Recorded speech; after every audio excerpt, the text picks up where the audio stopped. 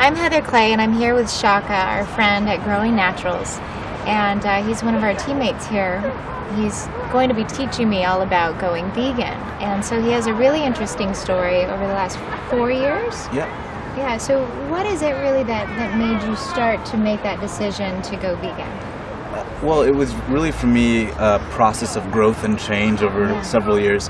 I came out to LA in 2011 and I started competing in fitness competitions. Okay. And I didn't really know how to diet for them. I just kind of went on stage and I got some advice from people and said, hey, here's how you diet, get rid of carbs, and all the little manipulations you do to get your body very fit. Yeah. And it worked, and I looked really, really great. And then there was a little bit of depression afterwards when you start to lose that super fit body.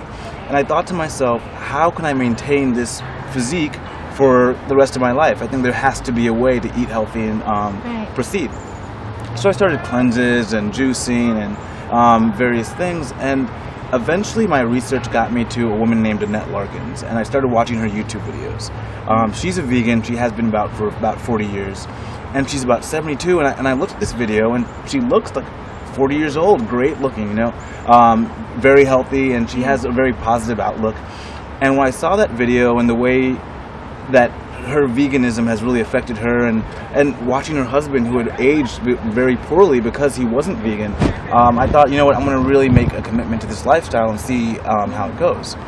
So for me, I knew a sudden change wouldn't be very good. Right. So I decided to take a 3-year plan approach to it. The first year I got rid of red meat. The second year I got rid of chicken and the other meats. And the third year I became vegan. And, it was a process, but during that time I was able to learn what I could have, what I could not have, what I could prepare for myself, restaurants, things of that nature. So how hard was it to get rid of red meat? I'm from Yankeetown, Clovis, California, and barbecue is huge. I'm such a meat and potatoes girl. I don't know if what was that like? It was tough. Oh, mentally it was tough. Yeah. Let me put it that way. Yeah. You have these associations with meat that are and they're all positive, barbecues and growing up and things of that nature. But what I realized was I wasn't actually eating red meat all that often. So when I got rid of it, it wasn't something I was having daily or even weekly, really. Right. So it wasn't that tough. And then I was still at that time having chicken and fish and other meats. So you used to compete in these men's fitness competitions. Yeah. Was that kind of like this roller coaster crash dieting? I saw that happening. I didn't really know the culture of these physique shows. Yeah. And so people are very serious about them, and a lot of times people do crash diet, and they gain weight in the off season and they diet down for this particular season. I was never about that. I was about wanting to stay fit and look fit the rest of my life. Yeah. Well, and I always believe that if you're fit internally, it'll reflect externally as well. Absolutely. So that's where that journey really began, is that I got in such great shape for these shows, and I was falling a little bit out of shape after the show, and I said, no, I want to maintain that shape. There has to be a way. Do you still do the shows? Yeah, not as frequently. Yeah, so that first year, I think I did about a show a month. I really enjoyed getting on stage and staying in shape. And so not as frequently, but I will be doing a show coming up in July. Oh, that's fantastic. Yeah. So the men's physique. Yeah, for the NPC. What would you say the average body fat percentage is for the men walking on stage? I would probably say about 5%, Yeah. I know about that community and that sport. It's a very high protein, low carbohydrate, bloat yourself with water, drop your water. Yeah. So how do you maintain, that level of protein so you can hold on to the muscle density? Yeah, well, vegan proteins are awesome. There's so many of them out there. What's your favorite? And, I love the pea protein. Growing Naturals got some great chocolate pea protein. It's really amazing. And so you have these different options out there, and a lot of vegan foods contain protein. Beans have protein. You're looking at tempeh, which is full of protein, tofu, And so there's a lot of protein options out there. Yeah. Well, I know for myself, and I could probably speak for a lot of the people that wouldn't even have an idea of how to begin this process. Yeah. It's kind of intimidating thinking, I have this idea that vegan may just be, boring food, I'm going to be so limited. Yeah. What can you say about that? How's your palate and your home menu? I think, in fact, when you become vegan, you start to taste more flavors and more things. You eat more fruit, you eat more vegetables, and for me, taking that 3-year time was the ability to explore. And so I found some great restaurants. There's a great restaurant here in LA called Gracias Madre, vegan Mexican food. Oh, wow. And a lot of butternut squash, and it's so fulfilling when you taste all the flavors of the food you're eating. Yeah. And I think that's the best part of going vegan is you realize how delicious it can be. What I don't realize is how many options there are. Like chicken, they have a different kind of vegan chicken, or cheese. You could still have some kind of cheese. There's a lot of nut cheeses out there. Okay. So there's like almond cheese and cashew cheese, and those are really great alternatives. And there's Beyond Meat is another brand I really love. They make their chicken and their beef out of pea protein. Oh, wow. So it doesn't have the soy, it doesn't have the gluten, and it's delicious. It actually tastes really, really good. It tastes even better than beef to me in my estimation. That's great. Yeah, so it's great having those different things, and they're things I would never have discovered if I didn't go on that journey. Yeah. Did you grow up in a healthy eating family? I wouldn't say healthy eating, but my mom is Caribbean, and so she always cooked at home. So it was not as much of the eating out.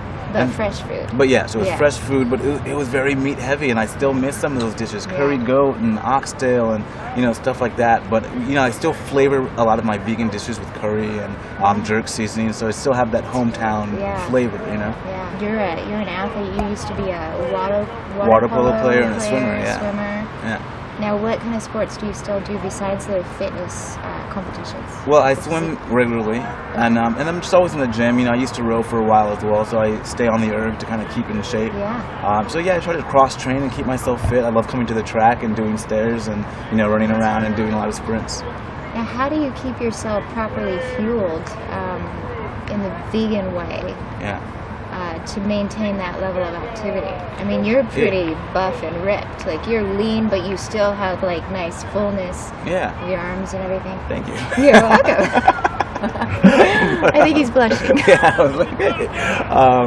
But yeah, I just stick with a lot of fruits, and then and I get the protein from these beans, and I get the protein from like the supplements, the pea protein. So it's all there, and as long as your diet is filled with just really good, healthy food, you're gonna be fine. And I even eat pizza. Last night I had this great pizza, this vegan pizza. Yeah, and I got the vegan gluten-free crust, and but it was chocked full of veggies. So that veggies provides protein and carbohydrates as well. That's exciting. I can still have pizza. Yeah, and that was a big thing for me, is knowing that you can still have some of the stuff that I love. So it's not as limiting as I would think, or we would think. Not at all. Yeah, that's cool. And I think fortunately we live in Los Angeles, where there are so many outlets for that I could call up and order this vegan gluten-free pizza is a blessing. That's awesome. How many meals do you eat a day? I don't really monitor. My thing is essentially stay full, So if I'll have some almonds, I'll have some walnuts, I'll grab an apple or an orange, or I'll make a little shake, and I'll blend everything together. And generally I stop juicing, so what I'll do is I'll blend the fruits whole, and that way I'm getting the full amount of fiber and I'm feeling full. Well, for some things, but like pomegranates, I'll blend the entire skin with it. Wow. And so what I'll do is I'll add in a lot of sweet stuff like mango and stuff to make it sweeter, because the rind can be very bitter. But that stuff gives me tons of antioxidants, and you remain full throughout the day. So if I were to give you like a vanilla rice or pea protein, what kind of shake would you? Like a vanilla pea protein, I would probably be going with an orange juice, throwing in some vanilla protein in there. Might actually throw in an orange as well to give it that kind of like fullness. An orange Julius? Exactly, a little vanilla extract, and so. That sounds awesome. Yeah, so I love experimenting. So when are we having your lunch at your house? Anytime you want. So I've always done this thing where in my household I like to take out like 2 cookie sheets. And twice a week I'll do like a whole tray of, turkey meatballs, or it might be like, I don't know, chicken breasts or like big chicken tender kind of things, and just have that in the fridge so I can like grab and go. Because my biggest downfall, with my diet is if it's not prepared, I'm probably gonna like crash my blood sugar and then start grabbing for all the wrong things. Exactly. So what's your main go-to when it comes to like a staple in the household? I don't know. I think my main go-to is water. If I'm feeling hungry, I like to have like a bottle or 2 of water just to see where I'm at, because that'll make you not reach for some of the bad stuff. And so I think I'd probably go with maybe 6 to 8 bottles of water a day. Is there anything else you would like to add, convey to the world? One thing I thought was really important was getting rid of dairy. So throughout the couple of years I was going through this journey, I was trying to see if I noticed any changes. And yeah, I started to look a little better. The skin got a little bit clearer, but I didn't feel any physical changes. But I would say about 3 months into this year, I felt my energy levels going through the roof in the gym. Really? Yeah, and that was, I believe it was really the dairy that helped that, getting rid of it. Because I would go to the gym, run 3-4 miles, and before it was a chore. I felt the mileage. And then I found myself just running and not feeling anything. And then I was like, let me go back tomorrow just to make sure. Was it just today I had a great feeling? And consistently since, I've just had my energy levels through the gym, especially when it comes to cardio, has been way up. That's good to know. Yeah, so I think that was a really great positive side effect from going vegan. And to be honest, I was in great shape before, so noticing myself getting even better shape has been such a motivating aspect of going vegan for me. That's amazing. So what part of your 3-year journey did you start doing the removing the dairy?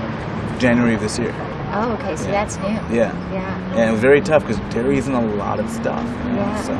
And you've done quite a few cleanses before. Like, did you do the master cleanse? No, I just sort of made up my own cleanse, where it was just my own blend of fruits and vegetables and a little bit of protein. And I would do like a 7-day cleanse or a 10-day cleanse to get ready for some of these competitions because I wanted to do it in a healthy way. Yeah. So even though people were saying you shouldn't be having carbohydrates, I thought to myself, no, if I have the right ones, I'll be fine because I'm still in the gym burning them off. Yeah. And when I found my carbs coming from fruit and vegetables and working out, I was still remaining just as lean. Wow. Yeah. That's so cool. Do you feel like through that process of cleansing, everything's in more technicolor, or just like the purification process, you can feel it in your blood? And for those moments when I was doing that, I did have way more energy, a little bit more focused, and I was getting the carbohydrates. It wasn't like when I tried to get rid of carbs and then the loss of your brain function and you get confused. I wasn't having that. And so for me, it was just really about maintaining a healthy lifestyle throughout. Yeah, because I tried the stuff. We got rid of water for 24 hours. And you just felt, I felt unhealthy. I felt like I could die. And if I'm feeling like I could die, I shouldn't be doing it. And so, I stopped even cutting water for the competitions. That's great. Well, you look amazing. Thank you. Yeah. Do you mind if we get a workout in? Yeah, let's do it. I'm excited. Come on.